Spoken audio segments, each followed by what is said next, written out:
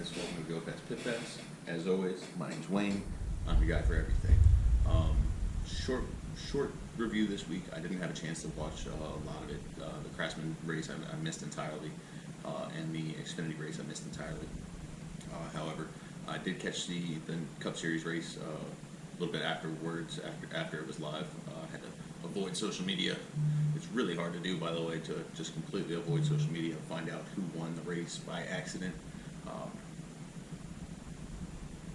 But first things first, Christopher Bell is the winner. Christopher Bell is locked into the round of four, or the championship race at Phoenix. I called it last week. I knew that last week wasn't his only shot. You know, Christopher Bell's a hell of a driver, hell of a racer. You can't count that kid out. Joe Gibbs Racing is a strong team. Again, they took Ty Gibbs' pit crew once the playoffs started and gave it to Christopher Bell, swapped the pit crews, so Christopher Bell got one of the top pit crews in the series, kind of gifted to him as a go far in the playoffs gift. I saw a stat today that Joe Gibbs Racing is the only team that has had a driver in the playoff or the championship round for the last 13 seasons consecutively. So good for them, good for Joe Gibbs. A couple things to touch on. First thing is the Ryan Blaney, Kyle Larson incident. I've seen a lot of people say, you know, it's Kyle Larson's fault, it's Ryan Blaney's fault. It's really it's a racing incident. It's a little bit of both of their fault. You know, that's what we get when, you know, Ryan Blaney was going a little slow and he was driving very conservative and going into the pit stop, probably just to make sure he didn't get a penalty or anything like that. And Kyle Larson was coming in at Mach Jesus, trying to catch up that time on Ryan Blaney. You know, slow down closer to that line, catch up that time on Ryan Blaney, hopefully have a fast pit stop and run out right, you know, side by side with Blaney, or even possibly in front of him if Blaney had a rough pit stop. So really that's conservative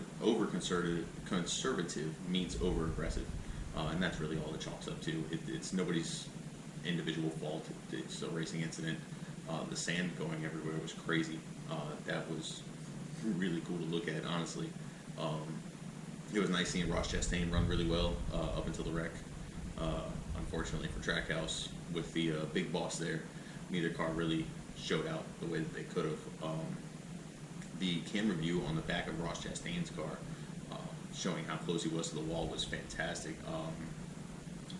Realistically, I would have put it on Kyle Larson's car. I don't think anybody deserved it more than Kyle Larson. Nobody all day ran that wall better than Kyle Larson. Kyle Larson had the car to beat.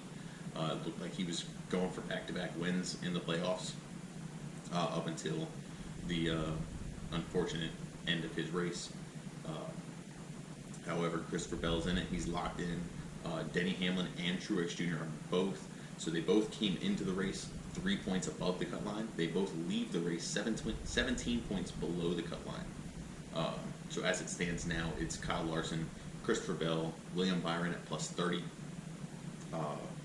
Tyler Reddick, I believe, at plus... I don't remember. I'll get back. It'll be in the comments.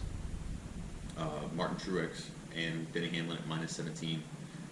And Ryan Blaney is above them.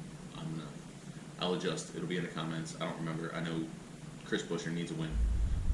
Hands down, anybody realistically that doesn't get a win at Martinsville, 4 times out of 5 they're going home at this point.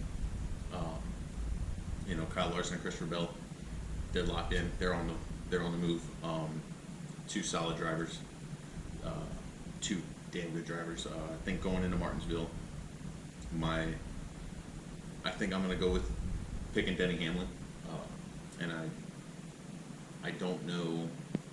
I picked Denny Hamlin for Homestead, and he ran well. He had a good car. He had a top 5 car. I wouldn't say he had the best car. I wouldn't say he had a race-winning car, but he had a top 5 car. And, you know, unfortunately, whatever broke in that car, you know, ruined his day. I'm not a huge Denny Hamlin fan, but you hate to see anybody go out that way. Again, short video today. We got Martinsville next week.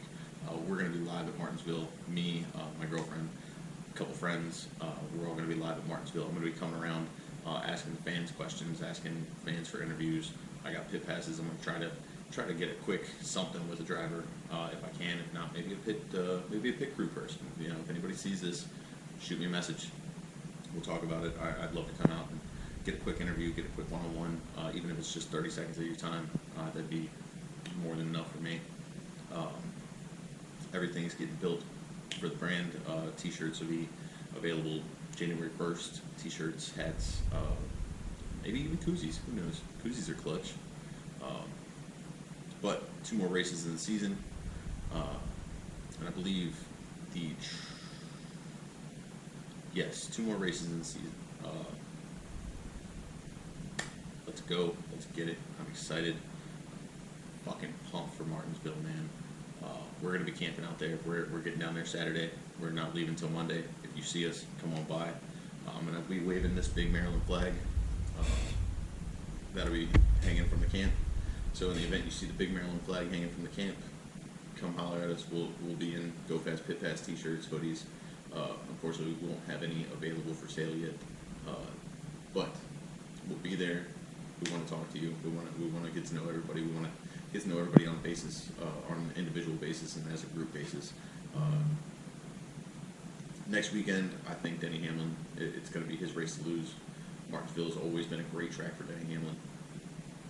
Denny Hamlin, he gets the same drive that Tom Brady does. When Tom Brady gets pissed, he starts playing incredibly well. I think Denny Hamlin's going to be no different whatsoever. I'd say probably the championship 4 at this point is going to be Kyle Larson, Christopher Bell, obviously. William Byron, I don't think he's going to do poorly enough to not point in. He could even win it. You know, if he wins it, then pointing in is going to be really, really tight. You know, Martin Truex and Denny Hamlin being neck and neck in points between those two. It's going to be whoever finishes, you know, ahead of the other one. Tyler Reddick's not too far ahead of those guys. But the way I'm looking at it is Kyle Larson and Christopher Bell. Obviously, William Byron and Denny Hamlin are going to go in. That's my top 4. If not Denny Hamlin, then Tyler Reddick. But I see Kyle Larson, Christopher Bell, and William Byron. In my mind, those 3 are locked into the playoffs already. William Byron should already be prepping his car for Phoenix. Other than that, we'll see you guys next week. We're going to have a lot of things going on. We're going to have a lot of footage next week. We're going to have a lot on the Instagram channel. We're going to have a lot on Facebook. We're going to have a lot on Twitter. We're going to have a lot to show you guys on YouTube. So, like, subscribe, comment. Let me know what you think. Let me know if you agree. Am I wrong about your Final 4? Am I wrong? And if I am wrong, what's your Final 4 prediction? Like I said, let me know in the comments. I'm here to listen. I'm here to wrap it up. And thank you guys.